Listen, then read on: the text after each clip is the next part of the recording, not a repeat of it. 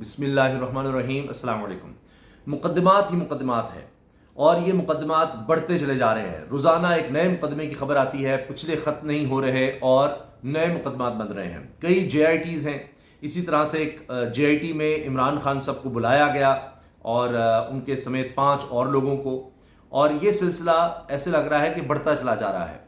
دوسری طرف ہم دیکھ رہے ہیں کہ قاضی فائزہ صاحب کے حوالے سے بڑی خبر یہ سامنے آئی کہ بطور چیف جسٹس ان کی تعیناتی کا نوٹیفیکیشن بھی آ گیا ہے اور 17 ستمبر سے وہ چیف جسٹس کے فرائض انجام دیں گے۔ شاید یہ پاکستان کی تاریخ میں پہلی دفعہ ہو رہا ہے کہ اتنا عرصہ پہلے ہی، یعنی ابھی ستمبر میں کافی وقت پڑا ہے، لیکن ابھی سے ان کا نوٹیفیکیشن آ گیا ہے کہ اگلے چیف جسٹس وہ ہوں گے۔ اور اس پر بھی بہت سی باتیں ہو رہی ہیں کہ کیا ہوگا۔ جو کیسز تحریک انصاف کے چیئرمین عمران خان کے خلاف ہیں، ان کے آگے بڑھنے کا سلسلہ کب تک جاری رہے گا؟ ابھی تک ضمانتوں کا ہم دیکھتے ہیں، آج بھی کئی کیسز میں عمران خان صاحب پیش ہوئے اور انہوں نے ضمانتیں حاصل کیں۔ کوئٹہ میں جو سینئر ایڈوکیٹ عبدالرزاق شر کا قتل تھا، اس کے حوالے سے بھی انہوں نے ضمانت حاصل کی ہے کہ جی وہ کوئٹہ میں پیش ہونا چاہتے ہیں، لیکن راہداری ضمانت دی جائے، تب تک ان کو گرفتار نہ کیا جائے۔ تو یہ سلسلہ بھی ہم دیکھ رہے ہیں، لیکن یہ کہیں نہ کہیں جا کر آخر میں سپریم کورٹ میں پہنچنا ہے۔ تو اس حوالے سے بڑی بات ہو رہی ہے کہ جب تک معاملات سپریم کورٹ پہنچیں گے تب کیا جسٹس قاضی فائزہ صاحب چیف جسٹس بن چکے ہوں گے اور وہی پھر فیصلہ کریں گے عمران خان صاحب کی قسمت کا کہ جی کیا ہونا ہے ان کے ساتھ، کیا وہ جیل جائیں گے یا ان کے کیسز پھر سپریم کورٹ میں جا کے ہی ختم ہوں گے۔ یہ سارے معاملات اب زیر بحث ہیں۔ اچھا، اس کے ساتھ ساتھ آپ یہ دیکھیں کہ اور بھی بہت سے معاملات چل رہے ہیں، لیکن ایک حیران کن خبر جو آئی کہ عمران خان صاحب کا کیس جو جج صاحب سن رہے تھے، جس میں ان کو ضمانتیں ملی تھیں، ان کا تبادلہ کر دیا گیا ہے۔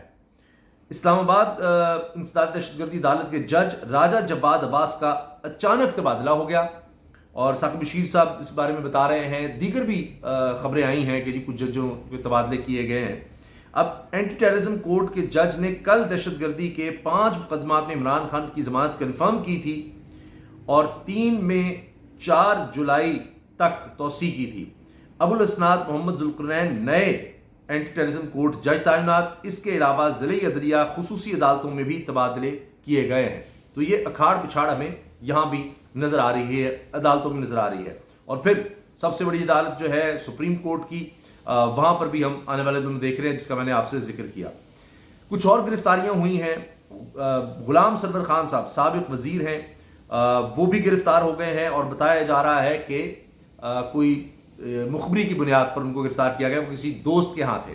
نہ صرف غلام سرور خان سابق وفاقی وزیر، یہ بھی تحریک انصاف میں تھے اور ان کو بھی جلاؤ گراؤ کے معاملات میں گرفتار کیا گیا ہے۔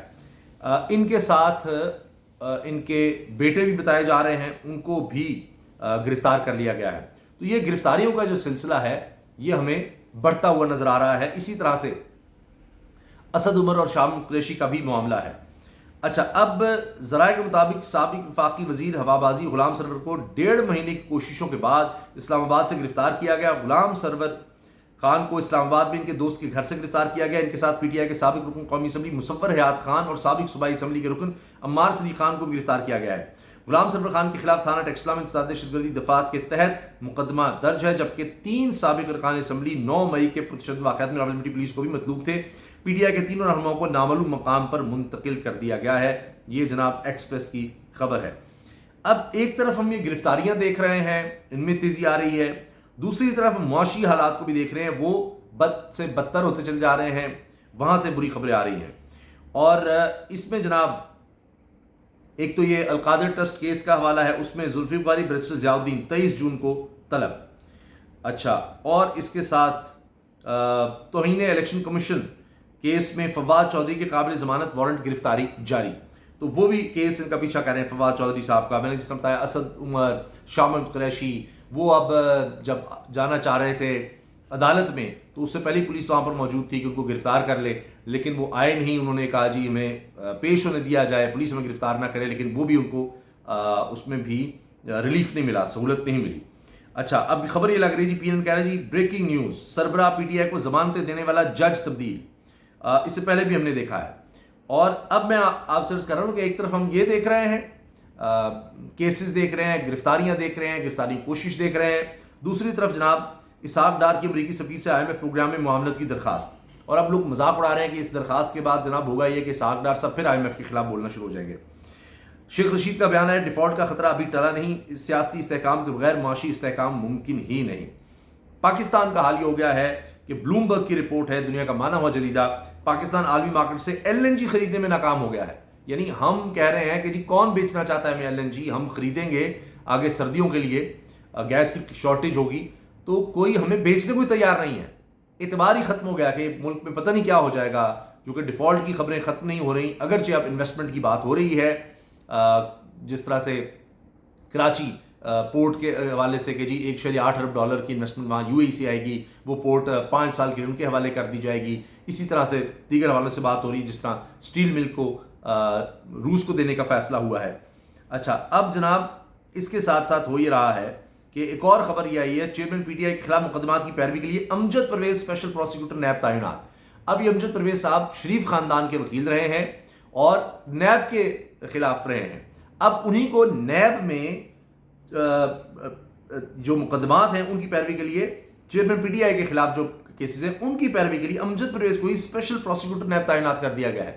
کیسی دلچسپ بات ہے کہ شریف خاندان کا وکیل اب تحریک انصاف کے چیئرمین کے خلاف نیب کی طرف سے پیش ہوگا. پہلے وہ نیب کے خلاف پیش ہوتے تھے شریف خاندان کے لیے، اب نیب کی طرف سے ہوں گے تحریک انصاف کے چیئرمین کے خلاف. تو یہ وقت کیسے کیسے بدلتا ہے. اچھا، پیپلز پارٹی اور نون لیگ میں اختلافات ابھی بھی چل رہے ہیں، اور پیپلز پارٹی کی طرف سے یہ پتہ چلا ہے کہ جی انہوں نے کہا ہے کوئی سیٹ ایڈجسٹمنٹ نہیں کرنی نون لیگ کے ساتھ، ہم ہر جگہ پر جہاں جہاں بھی ہم نے الیکشن لڑنا ہے اپنا آدمی کھڑا کریں گے، کوئی نون لیگ کی سیٹ ایڈجسٹمنٹ کا کچھ نہیں بنے گا، کوئی فیصلہ نہیں ہوا. اور اسی طرح سے اب دیکھیے کہ جو ان کی ڈیمانڈ تھی کہ سندھ سیلاب زدگان کے لیے 25 ارب روپے دیے جائیں، وزیر اعظم شہباز شریف کا سندھ میں سیلاب متاثرین کے لیے 25 ارب روپے دینے کا وعدہ سامنے آیا ہے. جو میں آپ سے عرض کر رہا تھا کہ LNG کی پیشکش حاصل کرنے میں ناکام ہو گیا ہے پاکستان، بڑی خوفناک صورتحال ہے. اس بارے میں کہا جا رہا ہے موسم سرما میں گیس کی شدید قلت ہوگی، شدید قلت. پھر شہباز شریف صاحب کا حال دیکھیے کہ وہ فرانس روانہ ہوئے، MD IMF سے ملاقات متوقع ہے کہ ان سے جا کر پھر وہ درخواست کریں گے کہ جی پلیز ہم پر رحم کریں اور جناب آپ IMF کے معاہدے کو آگے بڑھائیں، لیکن اس کے چانسز کم ہوتے چلے جا رہے ہیں. اچھا، اس کے ساتھ ساتھ جی بلاول خوش نہیں، سندھ کو مزید پیسے دیے جائیں، وزیر اعلیٰ سندھ مراد علی شاہ صاحب نے کہا ہے، جبکہ شہباز شریف نے وعدہ کر لیا ہے. حکومتی پالیسیوں پر نالا، پیپلز پارٹی کا حکومت سے علیحدگی کا امکان. ایکسپریس کی خبر ہے کہ جناب ناراضگی اتنی بڑھ گئی ہے کہ اب حکومت سے علیحدہ ہو سکتے ہیں. اور اس کے ساتھ جناب جنا ہاؤس حملہ کیس، JIT نے چیئرمین PTI کو طلب کر لیا. میں نے آپ سے بتایا نا کہ JIT نے بھی بلایا. اور پھر پرویز الہی کا خبر آج سامنے رہی کہ منی لانڈرنگ کیس پرویز الہی کا جوڈیشل ریمانڈ منظور، FIA نے ان کو فوری طور پر گرفتار کر لیا. یعنی کسی کیس میں ضمانت ہوتی ہے تو اگلا ادارہ پہلے سے کھڑا ہوتا ہے کہ جی ان کو گرفتار کرنا ہے. اس طرح کئی اور کیسز میں ہم نے دیکھا ہے. اس کے ساتھ اور چند خبریں جناب جو بڑی اہم ہیں وہ بھی آپ سے شیئر کر لیتے ہیں، اور ان میں ہمیں یہ نظر آ رہا ہے کہ جو عدالتی معاملات ہیں وہ تو ہیں ہی، لیکن اب ہوا یہ ہے کہ پاکستان پیپلز پارٹی نے لطیف کھوسہ کے بعد اعتزاز احسن کی بھی بنیادی رکنیت معطل کر دی ہے. اور اب دیکھیں نا، پہلے لطیف کھوسہ تھے، اب اعتزاز احسن بھی، یہ بات ہو رہی تھی. تو اس سے اب پتہ نہیں کس کا فائدہ ہے کس کا نقصان ہے. دوسری طرف جنا ہاؤس حملہ کیس میں انسداد دہشت گردی کی خصوصی عدالت نے ختیجہ شاہ، عالیہ حمزہ سمیت گرفتار 180 ملزمان کی درخواست ضمانت پر فیصلہ کل تک مؤخر کر دیا ہے کہ ان کو ضمانت ملے گی یا نہیں ملے گی، یہ عید جیل میں گزرے گی یا گھر والوں کے ساتھ گزرے گی. اچھا جی، اس کے ساتھ ساتھ جناب اور خبر یہ ہے کہ لاہور ہائی کورٹ میں چیئرمین PTI کی کوئٹہ میں درج قتل کے مقدمے میں 3 جولائی تک حفاظتی ضمانت منظور.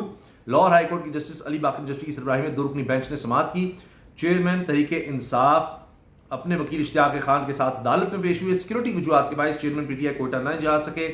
عدالت کوئٹہ کے مقدمے میں حفاظتی ضمانت منظور کرے. وکیل اشتیاق خان، سرکاری وکیل غلام سرور نے درخواست کی مخالفت کی. لاہور ہائی کورٹ نے چیئرمین PTI کی 3 جولائی تک حفاظتی ضمانت منظور کر لی. تو ایک دفعہ پھر تحریک انصاف کے چیئرمین عمران خان صاحب کو، سابق وزیر اعظم کو ریلیف ملا ہے اور 3 جولائی تک کے لیے ان کی یہ ضمانت منظور ہوئی ہے.